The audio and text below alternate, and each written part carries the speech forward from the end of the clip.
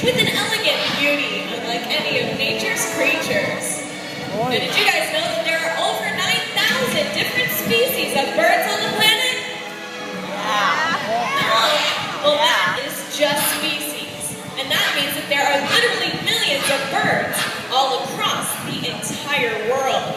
And you can find them flying, swimming, walking, and sometimes even talking. Like this guy. Hi.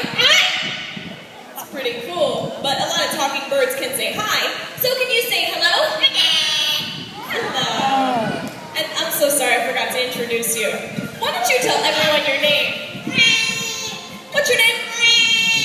That's right. This is Rio, our Calaveras macaw. Now macaws, like a few other parrot species, are actually known for mimicking human speech. But Rio here likes to mimic other animals, like a big, ferocious dog. Can you bark? Pretty ferocious dog, Rio. Alright, well, why don't we try that same dog, but this time add fleas. Can you bark? Don't forget those fleas. Get him, Rio, get him, get him, get him, get him, get him, get him, get him. Very cute. But you know, this is a bird show, so why don't we try something from the bird family? Like a rooster. Alright, how about that for your wake-up call from Rio, the rooster?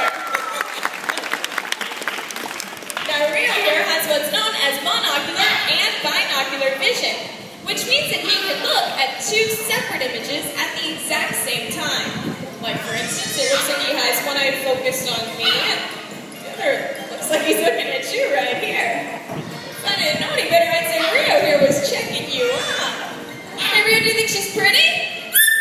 Oh, he does!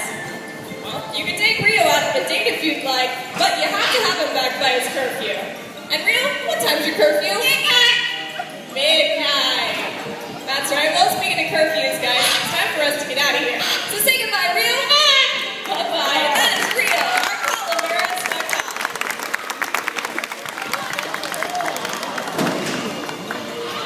Alright, well, guys, for the next part of the show, we are going to need a volunteer to help us out. Let's see some hands up. We have a few hands up. How about you, ma'am, over here? Walk on over. So we have you standing right on over here. There you go. So first of all, what's your name? Jamie, and where are you from? From Princeton, New Jersey. Let's hear it for Jamie. Very cool. Now, Jamie, have you ever held a bird? You have? Well, you're going to hold two of our birds. It's going to be really simple. All you have to do is put your arms out like this.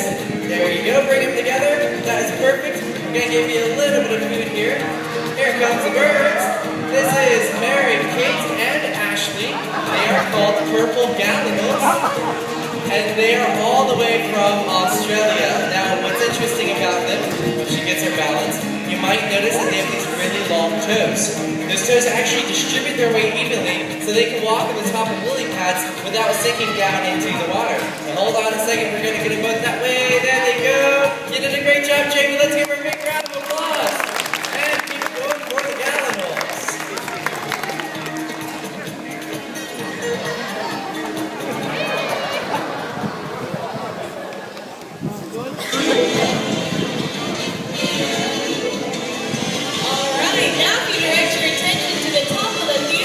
You'll meet our next guest flying in. Here he comes.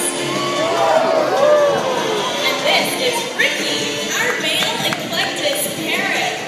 Now the eclectus parrots can be found deep in the jungles of Indonesia. But the coolest thing about the eclectus parrot is that they are the only parrot species in the world where the males and the females are two completely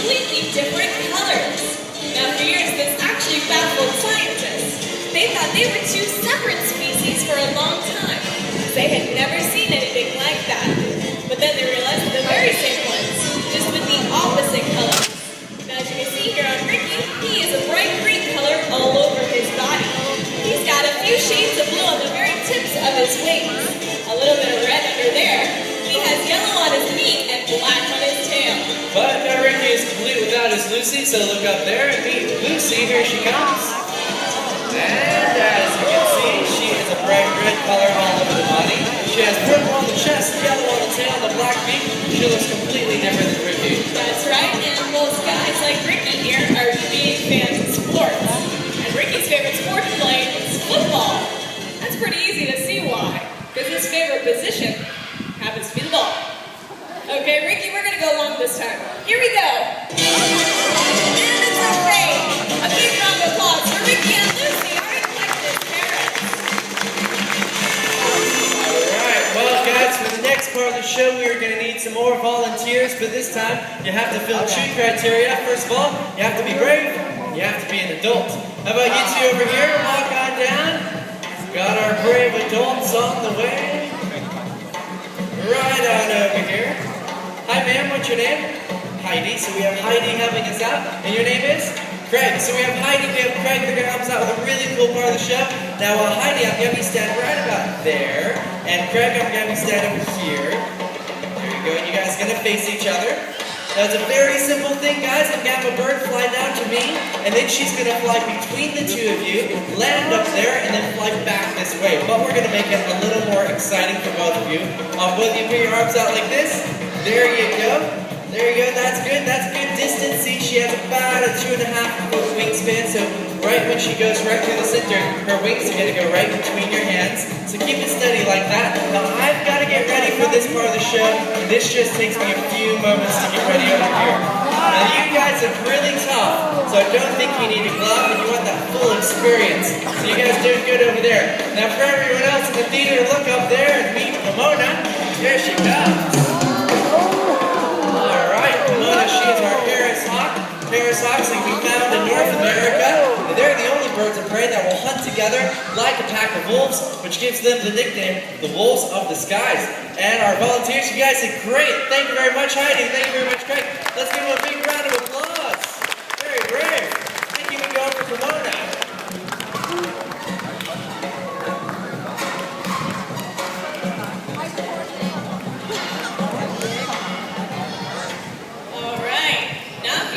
Attention to the top of the feeder again.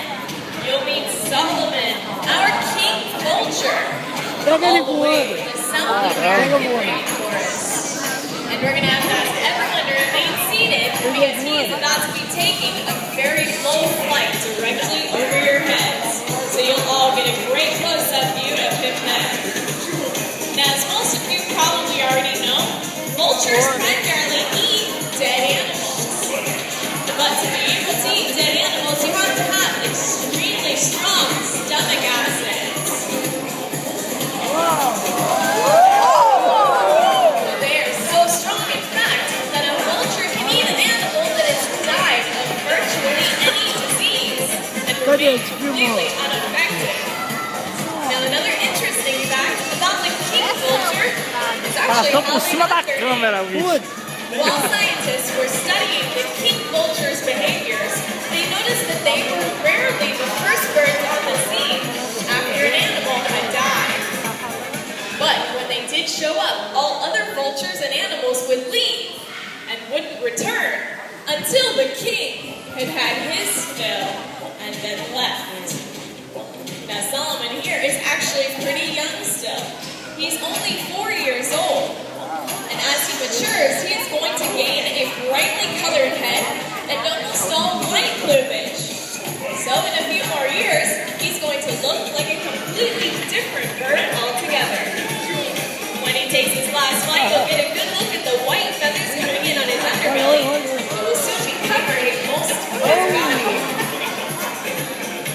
Now Solomon came to us when he was only 4 months old, and he was trained right here in this very theater. He's doing a great job today. So let's hear a big round of applause for Solomon, our king vulture.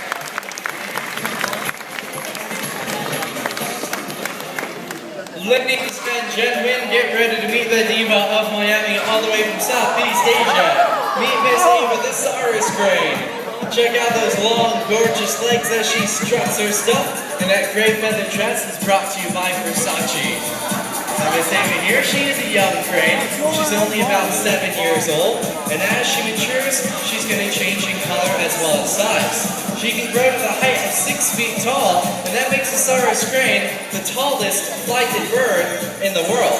Now you guys might notice that rusty red color coming in on her head. In a few more years, her entire head will be that color. Now, a very unique history about the Cyrus crane is a few thousand years ago, while the martial arts were developing, fighters would actually watch the Cyrus cranes fight amongst themselves, and that's how the crane style of martial arts came about. Now, Miss Ava here, like any diva of Miami, she has her own professional cook and even a personal trainer. And that's me. Right now it's time for us to get jogging, so let's hear it one more time for Miss Ava the Cyrus cranes.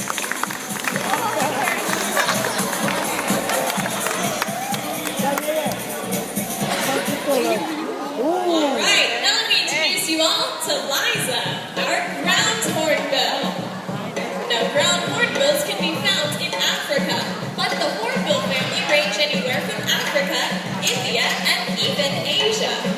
Now, the first thing you'll notice about Eliza, of course, is she has a very large beak, and it's shaped just like a pickaxe, and she can actually use it the very same way.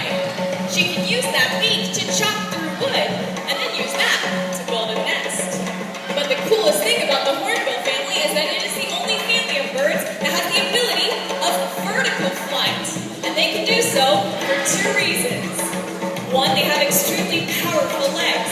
Eliza here can actually jump 5 feet into the air without the use of her wings.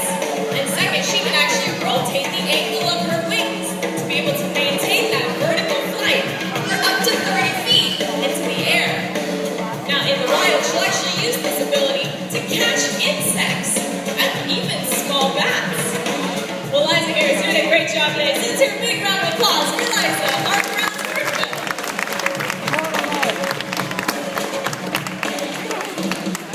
Alright, well guys, for the next part of the show, we're going to need everyone's help. We're going to have to call in our next guest because frankly, I think he might be asleep in his dressing room. So on the count of 3, I'm going to have everyone call him down, and his name is Stymie. So here we go. 1, 2, 3. Alright, there he is. Come on down, Stymie. Here he comes. Alright, this is Stymie. Stymie is our sulfur-crested cockatoo. Cockatoos that can be found in Australia. Hi, Stymie. Hi, sexy. Well, thank you, Stymie. I'm going to need your help, okay? Okie dokie. Now, before the show started, we had some volunteers get picked out. You guys have those big hoops. If you take your positions now, there you go. Alright. Now, basically, what's going to happen is once our volunteers get there, they're going to hold those hoops above their heads. There you go, hoop number 1. Here's some face hand, hold the hoop above your head. Yeah, make sure that hoop is vertical. Perfect, just like that. Hoop number 2, doing good. Hoop number 3, good. You're going to want to face those windows up there. Perfect, just like that. Now, Stymie, he's going to fly through 1, 2, 3, back to me on stage. And everyone else, you guys can help us out too. You see, the louder you cheer Stymie on, the faster he'll fly. And you can cheer him on by clapping your hands. Looks like everyone's ready. You ready, Stymie? You sure? Okay, here we go. 1, 2, 3, go! Hoop number 1, hoop number 2, hoop number 3, and back to me. Thank you very much for our volunteers. You guys did a great job. You go ahead and take a seat. We'll get the hoops in a little bit. And as for you, Stymie, that was amazing. Why don't you take a bow? Thank you, thank you, thank you, thank you, and thank you.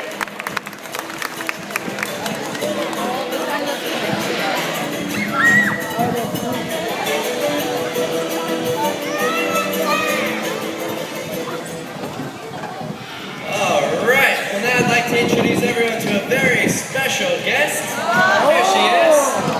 This is Mama Cass. Mama Cass is our 20-year-old cassowary.